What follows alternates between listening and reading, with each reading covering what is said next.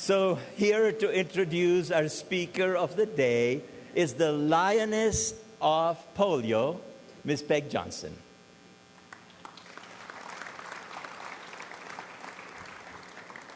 Thank you.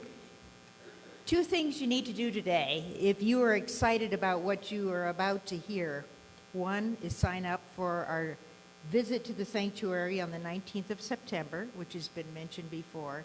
And secondly, on your table you will find a red bucket. Our fees are all going to be waived when we go up to the sanctuary on the 19th.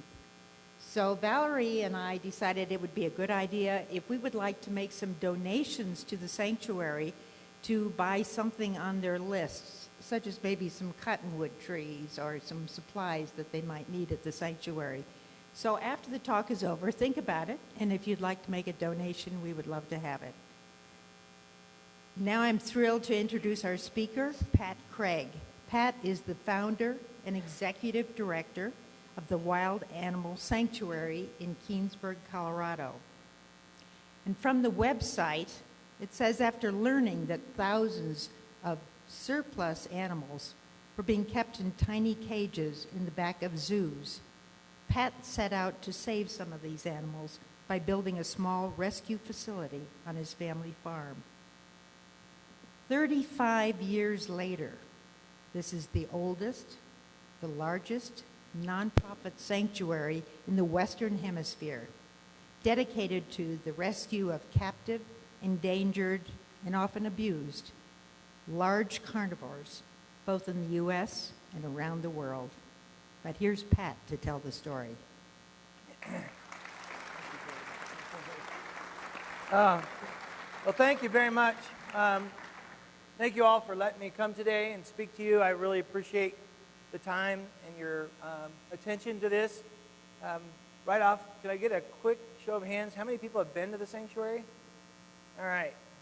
Thank you very much. It helps me understand, so when I'm talking, how many people have been there and seen it and how many haven't. Anyway, as Peg said, it was something that I started 35 years ago, and it wasn't anything that I had planned on doing. I was a 19-year-old, basically still a child or a young adult that was trying to figure out what to do in life. But I started to go to college at the University of Colorado in Boulder. I'm a Boulder native. I was born there. I grew up on a farm outside of town. But basically, as Peg said, I ended up just randomly going on a tour in the back of a zoo and saw all the animals that they had there. And when I realized they actually euthanized big, beautiful, majestic lions, tigers, bears, everything else on a regular basis, I was really surprised to hear that. It's not something that the normal public hears. And so I thought it was maybe something associated with just maybe that zoo that I had gone to. And I ended up going to other zoos, including the Denver Zoo, and saw that many zoos, in fact all zoos, have surplus, but that most all also euthanize animals when they need to. So I ended up calling the state and federal government and just saying, can't you make it illegal to kill animals or overbreed animals or something like that? And they said, no, they're licensed, they can do whatever they want. And I said, well, isn't there a humane society for lions or tigers? And they said, no, there really isn't. And I said, what would it take to start one? And they said, well, you have to build a zoo. And I said, well, I'm 19, I don't have any money to build a zoo, and I don't want to build a zoo, but I do want to help. And so they said, well, you could build a facility like a zoo, but it wouldn't be open to the public. You would just build it, and then you could take the animals in. So I was very fortunate. My parents still had the family farm, the land, and the buildings, so I was able to build a small facility, get it licensed. And I sent a letter to every zoo in the country once I was licensed as a zoo and said, I know y'all have a lot of surplus, but maybe I can help if you're going to euthanize something. Maybe I could help that animal. And I thought I'd get a moderate response of maybe a dozen animals or so. And I got over 300 letters in the first month that I was doing it. And back then, it was before the internet and email and all that. This was letters that were coming into the mailbox that were giant lists of animals. So there was actually well over 1,000 animals, and probably more that were on these lists. So I was actually pretty overwhelmed at first and thought, oh my gosh, I'm not even going to be able to make a difference to these animals. But then I thought, well, saving one's better than none, and maybe two's better than one. I'll just do what I can, and hopefully somebody else will start a sanctuary for these animals. So I did start the very first sanctuary in the country 35 years ago. It was right outside of Boulder. And as most people know today, there's still a lot of people in the country that don't know that the sanctuary exists, and even here in Colorado. And the biggest reason is we were closed for 22 years we weren't open to the public. And so just anything that you may have heard in the recent 10 or 15 years was because we finally opened up and were able to accommodate visitors. But anyway, this is a motto that we go by at the sanctuary where we do see the difference we make. And you'll see as I make this presentation, I'm going to move kind of quickly because we have a limited amount of time, but basically these animals don't even know, for the most part, that they're lions and tigers. These aren't animals that were born in the wild. These were animals that were born in captivity. Most of them had no idea that they're even a lion or tiger because they were sold to somebody as a pet. And I know that everybody in this room is obviously smart enough, I want to say, I guess, to not have a lion as a pet. I don't think anybody have a lion as a pet in their house. I don't think so. But believe it or not, there's thousands of people around the country that get a lion, a tiger, a bear. I had a gentleman show up yesterday with a ring-tailed lemur that lives here in Colorado that's had it for 2 years. It's illegal. And he had it as a pet, and now it was finally getting old enough and mature enough that it didn't want to do whatever he wanted it to do, so he was ready to get rid of it, and he brought it to us. So there's people all over the country that have these kinds of animals. So the sanctuary's always been, we started by rescuing animals in zoos, but we pretty quickly had to change our mission to then taking in animals from the private sector, because a lot of these animals ended up outside of the zoo system, and then people started to breed them. And so we started to get lots of contacts from law enforcement agencies that needed these animals to be rescued because they found them in somebody's apartment or garage or basement. So today the sanctuary is a 720-acre facility, and basically we take in all the large carnivores from all over the United States. We started in 1980, and then now we do mostly carnivores. We do have, for those who have been out there, some alpacas, a camel, and an ostrich, but we have over 400 lions, tigers, bears, wolves, leopards, mountain lions. So these are just some facts about the organization. We are a 501c3. We are licensed both state and federally. This was something that I started just because I knew there was a need, and then eventually people started to volunteer and come out to the sanctuary. So here's a good example. This isn't even an accurate list, but this will give you an idea of how many animals we have there. Hopefully you can see the list, but we have over 145 bears total. 116 of those are black bears. We have over 30, quite about, I think, 35 grizzly bears there. We even have Kodiak grizzly bears. But you can see we have lions, tigers, leopards, mountain lions. And all these animals, when we first started to rescue them, the one thing that was important was to realize that I didn't want to just take them from cage and then put them into another cage, because it didn't seem like I was doing anything other than saving their life. So as I started to go around the country, these are all the states that we've been to so far to rescue animals. One thing that we realized was we wanted them to have a good quality of life. And for those of you that have been to the sanctuary, you've seen what we have. Hopefully most of you are going to come on the trip out to the sanctuary to see it. But eventually I started in Colorado and then branched out all over the United States, going from state to state to get different animals. And this map will show you that it's not any one area that's the same, that's concentrated. So there's lions and tigers and leopards and mountain lions and bears in every state. And it's not just a Colorado problem or a California. So this is just a map that shows the animals that are at the sanctuary today and where they came from. If I was to put all the animals that we've had over the last 35 years, it would actually cover that map and you wouldn't even be able to see it. Now we actually go internationally, because this was an American problem that was right in the United States for so many years, where people could get these privately and try to have one as a pet. And now we start to see this problem in all the other countries. We're going to Canada and Mexico and down into South America. We've been to many different countries there, and we're going to continue going to a lot of different countries. We even have a tiger in Kuwait that we need to go get, and we have many more animals that are still in Argentina and Uruguay and places like that. So initially, when we started to rescue these animals, there was no equipment out there 35 years ago to take lions and tigers and haul them. So we had to start converting equipment. We now have a fleet of everything from small trailers to semi-tractor trailers that are outfitted with cages and water systems and air conditioning, and that's typically how we transport them there. But when we fly animals from other countries, like we did with the Bolivian lions, where we rescued 25 lions from Bolivia and flew them all in a cargo jet to Denver, then we have to use commercial cargo planes to do that. But one of the things that people want to know most is, where do all these animals come from? So knowing that we have the largest carnivore sanctuary in the world right here in Colorado, all those animals came from other places than what you would normally think. So originally what happened was, many, many years ago in the early 1900s, most zoos were starting. There was always a new zoo popping up somewhere in Nebraska or Kansas or some other place that didn't have one. So anytime zoos had surplus, they had some place that would take it, or some new zoo that would love to have that animal. But by the 1960s, most zoos that were going to be in existence were already in existence. And at that point, they started to have a lot of surplus animals because they were still breeding, yet there was no place to go. And so that's about the time that a lot of these animals started to get dumped into the private sector. And believe it or not, back in the 70s, it was legal for a pet shop here in Denver to sell a lion or a tiger cub. And there were times when there were actually lions and tigers and other animals that were in pet shops here in Denver for sale. I don't know if any of you remember that, but it was legal at one point.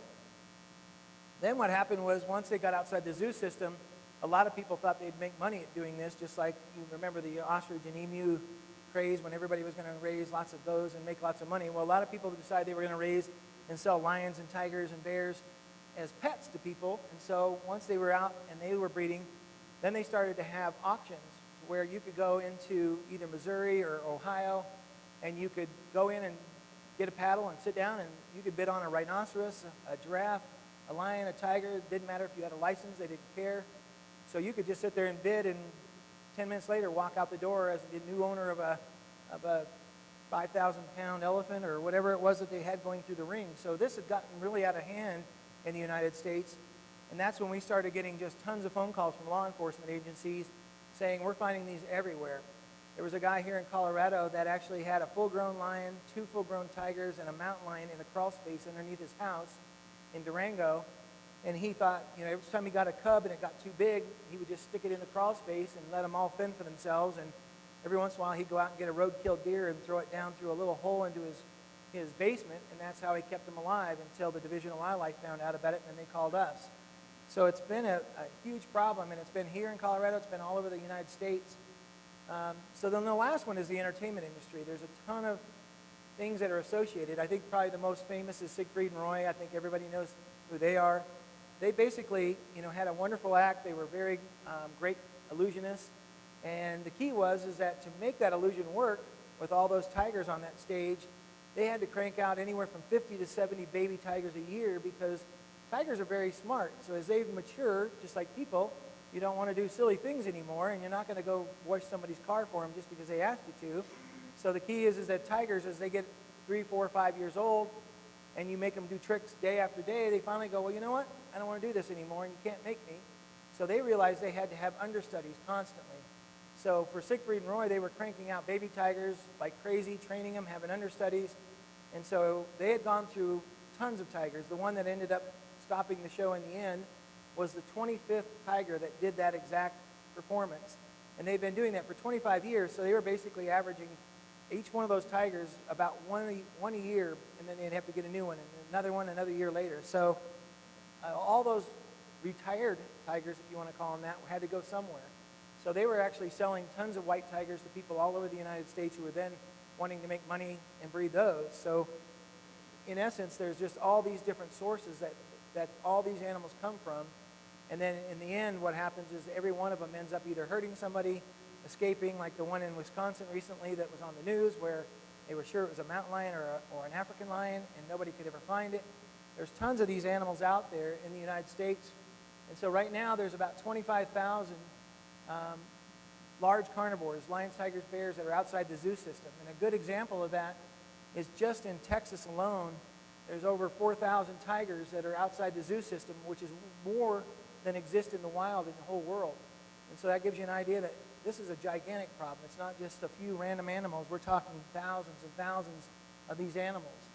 So you can go on the internet, even though it's illegal to sell endangered species like a tiger or a leopard, if you type it around and look for a while, you're going to end up finding somebody who's going to sell those. It's obviously illegal, but the Fish and Wildlife doesn't have enough people to follow all the leads. We get emails all the time where there's a Craigslist ad for a lion or a tiger or something, and then by the time that we go to look at it, it's already been pulled down by somebody who reported it. But anyway, it's really the second or the third largest source of illegal money in the world, next to guns and drugs, is exotic animal trade. And it's a very big problem. even with the hunting that went on recently with the lion that was killed in Africa illegally like that. So the Humane Society of the United States is also fighting this battle. And right now, one of the big states that's a big problem is in Texas. They have hunting ranches like crazy. And so you can go down, a person can pay, $5,000, $10,000 and go down and shoot anything they want. And this would be a captive raised lion, tiger, rhinoceros, elephant, whatever they want to do. They'll go down to these ranches. And this is an animal that was raised by people, and then they just march it out into a field and then they let the person shoot it. And that's how they feel like that's a very good business. And we're talking millions and millions of dollars every year. So anyway, the big thing that we work with is the USDA and all the other agencies that are out there don't have enough funding or enough inspectors to go around and find all these animals. So we're constantly having to work with anybody and everybody from the local law enforcement to anybody that can fight this battle. And right now, the biggest thing is trying to get enough laws passed. So the United States, you can see this map, there's still 5 states in the United States that don't have any laws whatsoever, so you can actually go out and have a lion or tiger in your backyard and walk it down the street or take it to PetSmart if you want. And so even in the states that do have laws, their laws vary on how strict it is, but we keep having to be the ones who take those animals in the end. So no matter whether they got it for a pet or they were trying to breed it or they were doing something illegal, they end up calling the Wild Animal Sanctuary. So this is a tiger. This is the guy that was in Durango. And this is down in his basement. The tiger has been tranquilized. And then this is a Division of Wildlife officer and myself standing there. And like I said, the guy bought a lion as a cub and as a novelty. He thought it was great. By the time it was 4 months old, it was tearing up his house. So his wife said, "You got to get rid of that lion." So he said, "Well, I don't have anything to build a cage with. I'll stick it in the basement right now." And it wasn't really a basement. It was a crawl space underneath his house. There was one area where he could stand, and the rest of it was only about 3 feet high. And so he put the lion down there, and he thought, well, I'll get a tiger because those are nicer. I heard they're better. So he got 2 tiger cubs. And when those got 4 months old and started tearing up his house, his wife said, "You got to get rid of those tigers too." So he put those in the basement. And he said, well, a mountain lion's got to be better because they're not near as big. So he got a mountain lion cub. And 3 or 4 months later, the mountain lion cub's running around off the ceiling and tearing the drapes off. And his wife said, "You got to get rid of that one." So he threw it down in his crawl space again. And so that wasn't about the time that we finally, the Division of Wildlife heard about this, called us. And so we had to go in there, and there was no stairway into this crawl space or basement. He had just cut a hole in the wall and put a steel grate over it so that he could throw deer through the grate and keep these animals alive. And so we actually I didn't want to stick my head through the grate because obviously they thought that was the food source. And we had to actually make a hole on the other side of the foundation to where we could actually tranquilize the animals and then crawl in there to get them. And so this is a great example of how people do this even here in Colorado. So there's over 25,000 large carnivores outside the United States.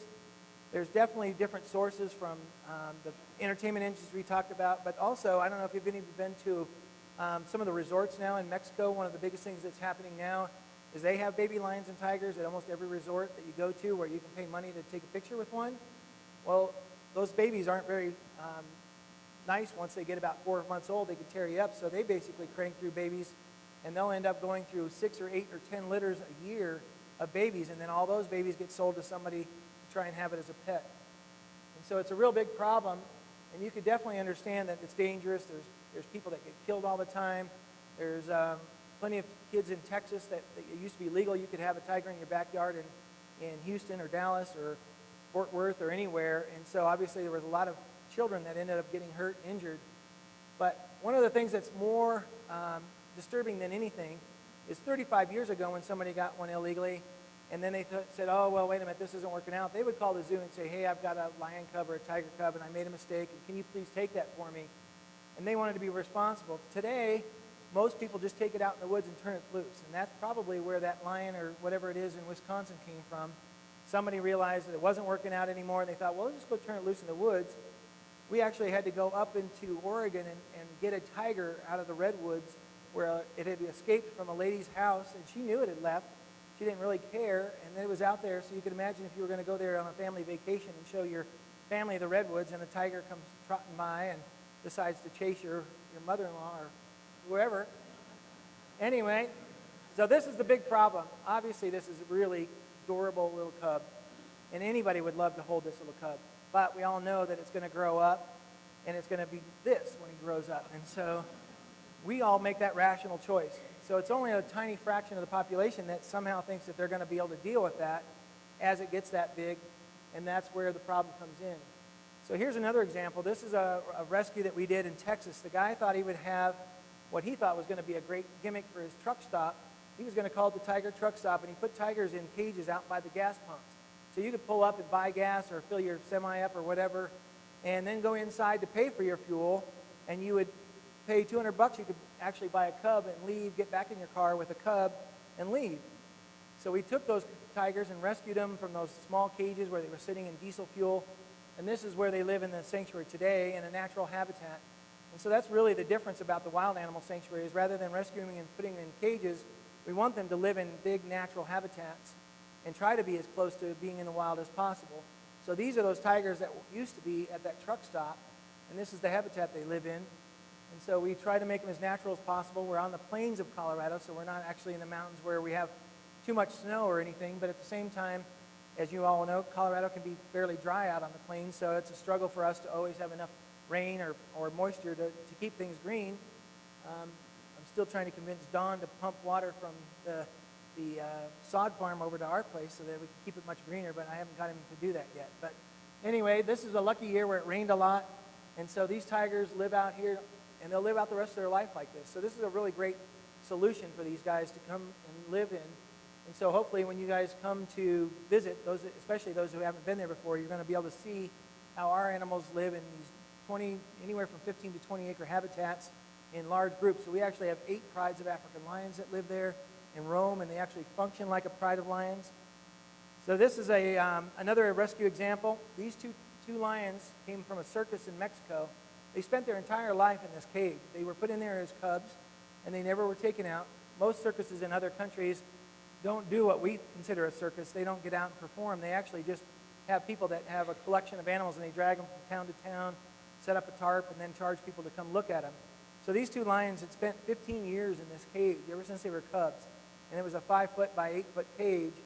And so we were able to rescue them, and now they live in the sanctuary, and this is where they live. So it's a really good turnaround for them, and what we try to do is get other countries to pass laws just like we have here in the United States. So this is another example. The problem that we heard with those 2 lions you just saw, the male and female, was there was no contraceptives used or anything. So even though they were very malnourished and they were in a little tiny cage, nature took its course and they still kept reproducing. But they would always have a baby, and most of the time it was stillborn. And other times when it was born, either way, they would usually eat it themselves because they were starving. And so we kept hearing about these 2 lions that needed to be rescued, but we also heard that they always had a cub, but it would just disappear because they would consume it. When we went to rescue him, we had no idea that would happen. The night before we got there, this cub was actually born, and when we got there, we thought it was actually, I didn't even realize it was a cub. It looked almost like just a log or something that was in there. It wasn't moving. So then when I did realize it was a cub, I thought, okay, well, this is one of the ones that was stillborn. It seemed lifeless. We fished it out of the cage, but yet I could still hear her heartbeat. So we actually gave it fluids, revived her, and so she was rescued at the same time and was able to come to the sanctuary, and this is her today. She's a full-grown female. She was very lucky. Had we been there maybe 5-6 hours later, I'm sure she wouldn't have been alive. So it was just very fortunate that we got there. This is another lion that we rescued. This one was kept in a concrete pit. The people that got him realized they just couldn't take care of him, so they made this concrete pit where they could just put him in there. And this was also in Mexico. And one of the ways that they could afford to feed him was they realized there was 3 million dogs, stray dogs, on the streets of Mexico City. So they would go to town, into Mexico City every day and grab dogs and then bring them and throw them into the pit, and that's how they fed this lion. So we were contacted by an animal welfare agency that was trying to save the dogs, but they realized if they stopped the dogs from being thrown in there, then the lion would starve. So they actually contacted us and asked us to come save the lion. So this is that lion today, and what happened was not only did he get to go out and live in a habitat and also join a pride, he worked his way up through that pride and is now the king of that pride of lions. So it's a pretty amazing story to think that he lived in this concrete pit, didn't even know he was a lion, just was in a world where all he saw was sky and that was it, and then all of a sudden to get rescued and live with other lions and then become a king was a pretty amazing transformation. This is another rescue that we give you an example. These are in here in this kind of rider moving van is 2 grizzly bears and 2 black bears. The grizzly bears have been in there for 19 years. They worked in a circus, and the only time they ever got to come out of this truck was when they would perform. And they would do all sorts of things like ride bicycles and play basketball, but they always had to walk on their back feet. And the 2 black bears that were in there had been in there for almost 10 years. So the guy that was the trainer of this act was in the middle of a performance, and he actually had a heart attack and died in the performance. So the USDA called us and said, look, nobody knows what to do with these bears. You've got to come get them. So we actually drove down to Texas and grabbed the bears and brought them back to the sanctuary. And this is the very first time that these bears got to be anywhere besides the truck or in the arena performing. And so these are the 2 black bears, the first day that they were turned loose in their habitat. It's done? Okay. So anyway, I'm going to stop here, but I just want to encourage everybody that if you get a chance, please join the tour that's coming out to the sanctuary, because you'll be able to see all these animals out there running loose and enjoying their lives or where they've been. So anyway, we do appreciate the time that you guys let me come down here. I'm sorry to get quite to the end, but there was just more rescue stories, so I at least got to show you those. So thank you very much. Don't go away. What a fascinating story. And when we go out to the sanctuary, we will be able to ask probably a lot more questions. And the story is so fascinating, we are out of time for questions. So, we are in the business of rescuing people from polio, Pat. And so in your honor, we have made a donation to inoculate 50 children against polio. But with the match that we get from the Bill and Melinda Gates Foundation, there's going to be 150 children inoculated. Well, thank you. So thank you very much. Thank you very And much. we look forward to coming out and seeing your tremendous facility. What a great example. That's the sort of stuff that Rotarian would do. So thank you. Very much. Okay. Is Young Cho in the room? Young is not here? Okay, where is Young? There. Okay, Young, he organized the golf outing. I understand it was absolutely terrific. I was trying to convince him to play at night. He didn't want to do that. So I didn't get to participate, but thank you, Young, for doing that. Also, I do not know if you have seen the blog that came out in this week's Rotarian Notice about this woman that came to pick up her peaches. And she told the story about how she's not a Rotarian, but how from the moment that she was greeted, we used her name, and how the person that greeted her and walked next to the car and helped put the peaches in the car told her about the mission of Rotary and how her contribution by purchasing the peaches was helping us really stop or help kids not be dropouts from school.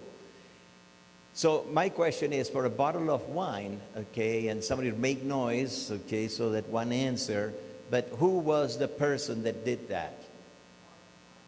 Okay, who said Mark over there? The first one, who was it?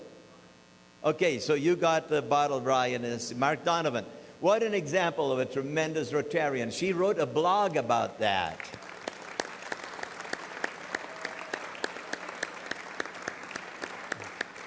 Well done, Mark. Thank you.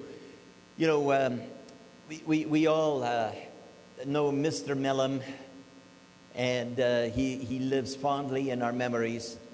And he sponsored me into this club, as he has sponsored, I think, 3 other past presidents, and he was Mr. Membership before he was Mr. Mellon. This is Membership Month at Rotary. In memory of Mike, let's really make an effort to push for membership this month, and let's get out there and push for it. Please help us do that. The world we live in is a violent place, and there is violence between countries, there's violence in our schools, and sometimes there's violence in our homes. Next week, we're going to hear a very relevant message, and it is how to have a more peaceful world. And it's going to be the communications director from the Anti-Defamation League, We had to replace the speaker that could not make it, and I think that our programs committee has done a tremendous job of getting us a replacement. So come in here and let's hear about how to live in a more peaceful world. In closing, you know, in our four-way test, there's two things that we can carry with us to our grave. That is our name and our reputation. Everything else stays behind. But our name is something that we carry on all our lives. And our reputation is the one thing we can impact. And we impact our reputation with one thing, that is it the truth? Do you always tell the truth? So as you walk out today, keep thinking about telling the truth and keeping your reputation to be as strong as it can. Thanks for being here today. Look forward to seeing you next Thursday.